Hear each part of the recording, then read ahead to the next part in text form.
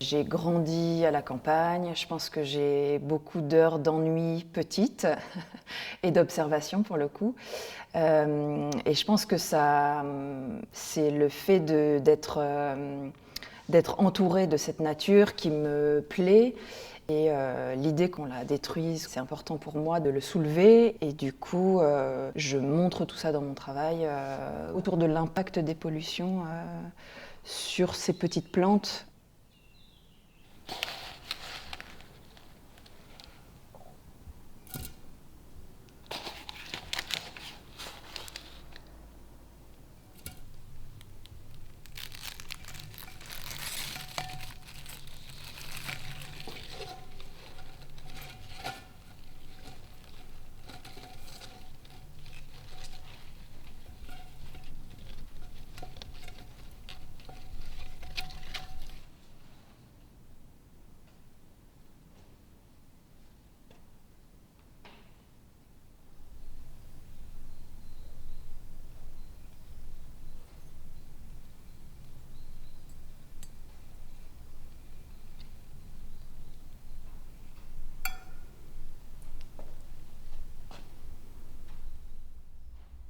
Je travaille plein de matériaux différents justement qui sont extraits de la terre. Mais effectivement, les terrariums, ça va être la première fois que je vais utiliser des matières vivantes, enfin de la terre, des plantes, pour essayer de recréer un microcosme vivant.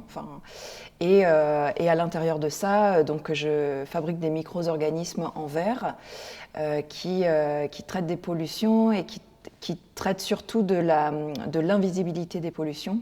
Et donc c'est une manière pour moi de les rendre visibles, donc de changer d'échelle.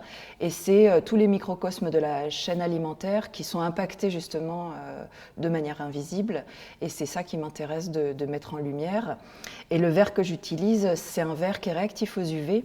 Donc c'est une manière pour moi d'avoir deux temps, un regard avec une lumière naturelle, on va dire, et un regard avec un prisme sur les pollutions et comment parler de ça.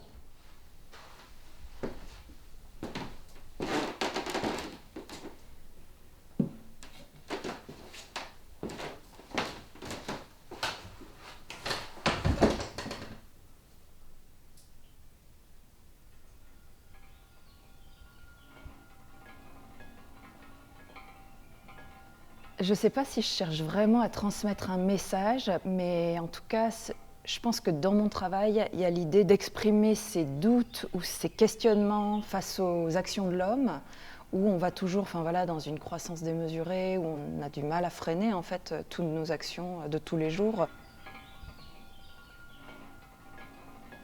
Regardons, regardons ce qu'on fait en fait.